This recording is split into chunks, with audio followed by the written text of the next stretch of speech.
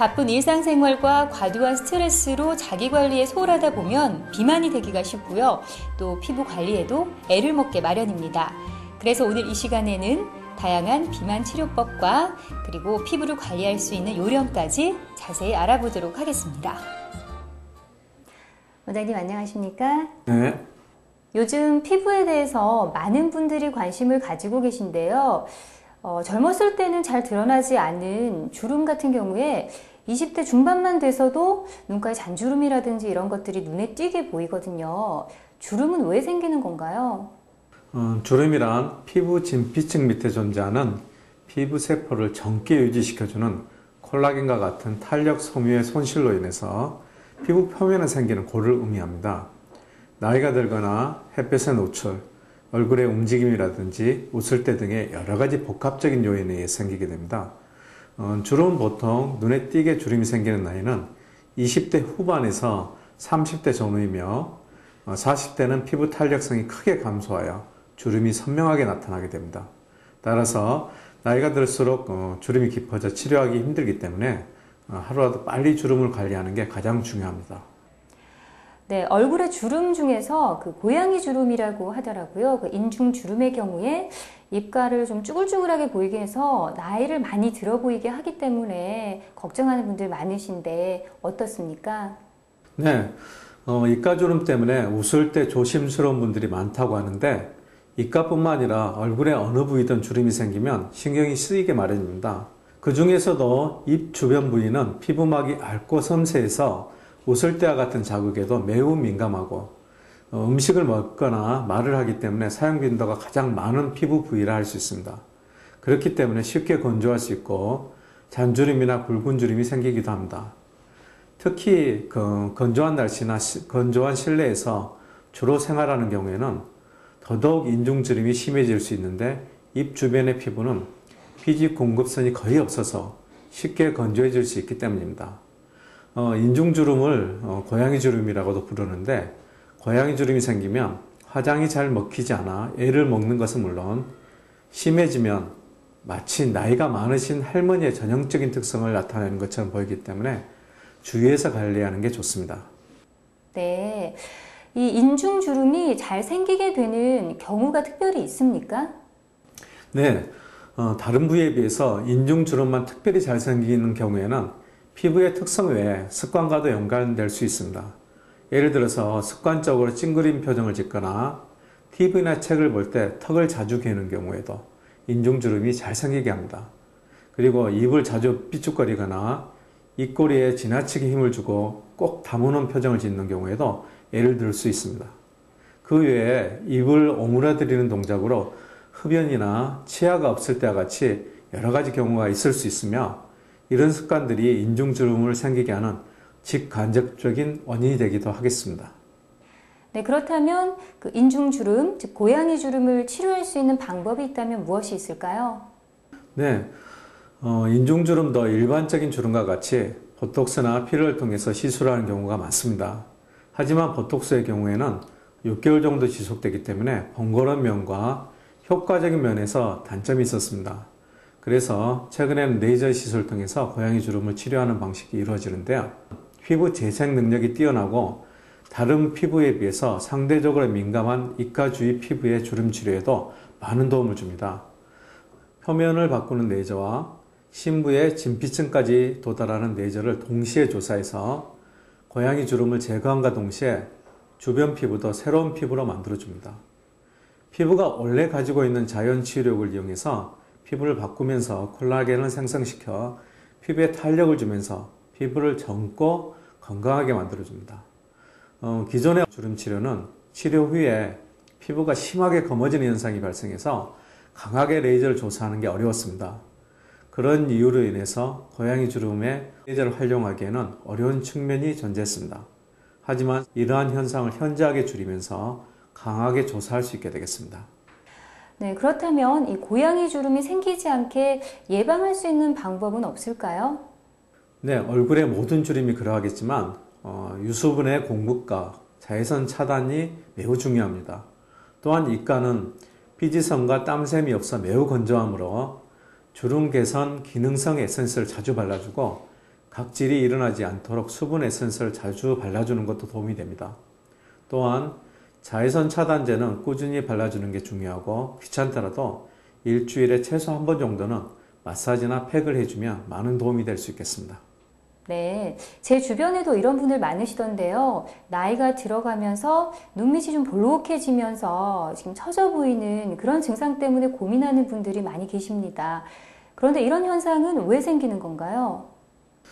나이가 들면서 가장 고민하는 부위 중에 하나가 바로 볼록하게 튀어나오는 눈밑 부위입니다. 눈 부위가 사람의 인상 중 많은 부분을 차지하게 됩니다. 따라서 눈밑이 튀어나와 보이면 고집이 세거나 심술사나 보일 뿐더러 자신의 나이보다 훨씬 더 나이 들어 보이며 또한 눈밑이 검게 보여 인상이 어둡고 피곤해 보입니다. 이렇게 눈밑이 튀어나오게 된 원인은 안구를 받쳐주게 되는 역할을 하는 눈밑의 지방이 지속적으로 압력을 받게 되는가 동시에 주변 조직의 탄력이 소실되면서 서서히 바깥으로 돌출하게 됩니다. 따라서 피부 조직의 탄력도가 많이 떨어진 경우에는 나이에 상관없이 젊었을 때부터 발생할 수 있으며 눈꺼풀 아래쪽이 그늘지게 되며 어둡게 보이는 다크서클의 주요 원인이 되기도 합니다. 네, 그럼 이런 것도 치료 방법이 있는지 궁금합니다. 그리고 치료를 하면 많이 좋아질 수 있는지도 궁금한데요. 어떤가요? 눈밑 지방을 치료하는 방법은 피부를 절개하는 방법과 레이저를 이용한 방법이 있습니다. 피부를 절개하는 방법은 수술 흔적이 지속되며 수술 후 눈이 뒤집혀 보이는 안검 애반증이 발생할 수 있는 단점이 있는 반면에 광 레이저를 이용한 눈밑 지방 제거술은 최근에 시행되고 있는 치료법으로 눈 안의 결막 쪽으로 눈밑 지방을 광 레이저를 이용하여 제거하는 방법입니다. 피부 절개 방법에 비해서 흉터가 생기지 않으며 수술 후 한 1일에서 3일 후에는 일상생활이 가능하며 특히 수술 후 눈매가 변하지 않아 눈밑 지방이 없었을 때의 자연스러운 눈으로 되돌아갈 수 있습니다. 네, 눈밑 지방이 다크서클의 주요 원인이라고 하셨는데요. 다크서클은 젊은 분들 중에서도 고민하시는 분들이 굉장히 많습니다. 좀 더 자세하게 좀 설명을 해 주십시오. 네, 다크서클이란 짙은 피부색 혹은 피부 함몰을 통한 그림자가 원형을 이루고 있기 때문에 붙여진 이름입니다. 다크서클이 생긴 원인은 눈밑 지방의 돌출, 눈밑 고랑이 형성, 눈밑 피부 두께의 감소 및 모세혈관의 과다한 발달, 그리고 색소 침착 등이 다크서클의 주요 원인이 됩니다. 이 중 눈밑 지방의 돌출 및 눈밑 고랑이 형성이 다크서클의 가장 큰 원인이라 할 수 있습니다. 그래서 다크서클의 치료는 눈 안의 결막을 통해 돌출된 지방을 광 레이저로 제거하고 그늘을 없애주게 되면 다크서클이 크게 완화돼 보이는 효과를 볼 수 있습니다. 눈밑 고랑이 다크서클의 원인인 경우에는 광 레이저 눈밑 지방 이동술을 시행함으로써 다크서클 치료에 도움을 줄 수 있습니다. 네, 그렇군요. 그럼 광 레이저 눈밑 지방 이동술, 어떤 시술법인가요? 이 시술은 눈밑 고랑이 다크서클의 주요 원인일 때 혹은 눈밑 고랑으로 인해서 나이가 들어 보일 때 시술하는 시술법입니다. 결막을 통해 광 레이저를 사용하여 지방의 일부만 제거하고 일부는 눈밑 고랑이 있는 뼈 위로 지방을 재배치해주는 시술법으로 불룩한 지방은 줄여주고 꺼져있는 눈고랑을 메워주는 방식으로 치료가 이루어집니다. 네, 피부에 관심이 많은 분들 같은 경우에는 피부 탄력을 좀 좋아지게 하기 위해서 레이저 시술을 받는 경우가 많습니다. 그런데 사실 만족도는 그리 높지 않다고 들었는데요. 어떻습니까? 네, 그동안 피부 미백과 탄력을 증가시켜주기 위한 레이저가 많이 소개되어 왔습니다.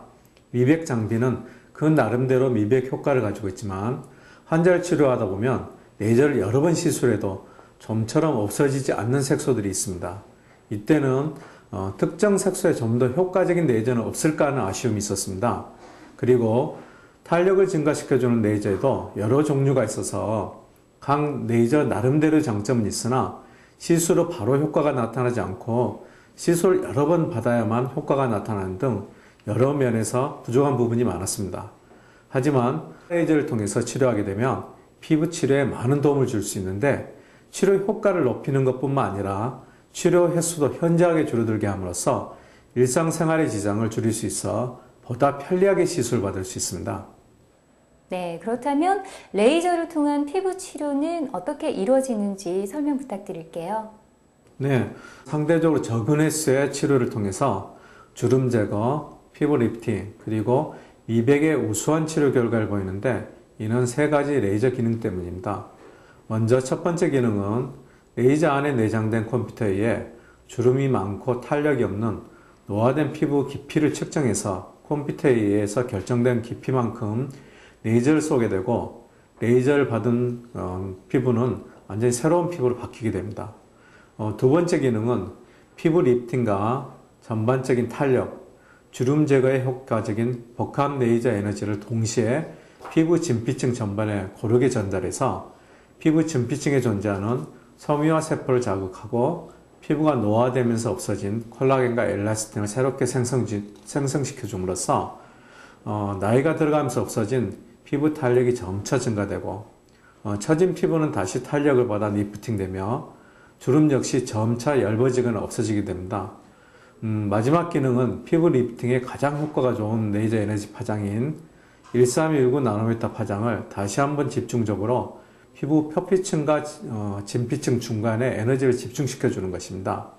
1319 나노미터 레이저 파장은 표피층과 진피층 사이에 존재하는 줄기세포를 활성화시켜 주는 작용을 합니다. 이 줄기세포가 콜라겐과 엘라스틴을 다시 한번 왕성하게 생성시켜 줌으로써 나이가 들어감으로써 줄어들었던 콜라겐과 엘라스틴의 양을 점차 증가시켜 줍니다. 그 결과 축 늘어진 피부를 보다 탱탱한 피부로 바꾸어 눈꺼풀 처짐, 볼 처짐, 턱 처짐을 개선시켜주고 눈가나 입가 잔주름이 얇아지거나 없어지게 되어 노화된 피부를 젊게 보이게 하는 역할을 하게 됩니다. 또한 표피층과 진피층 사이에 집중된 레이저 에너지는 모공 축소와 축소된 모공의 유지에도 좋은 치료 결과를 보여줍니다. 원장님 안녕하십니까? 네, 요즘 비만으로 고민하는 분들이 많으신데요. 비만이라고 한다면 그저 뚱뚱한 상태다, 이 정도로 알고 계신 분들이 많으십니다. 정확하게 비만이란 무엇인지부터 설명 부탁드리겠습니다.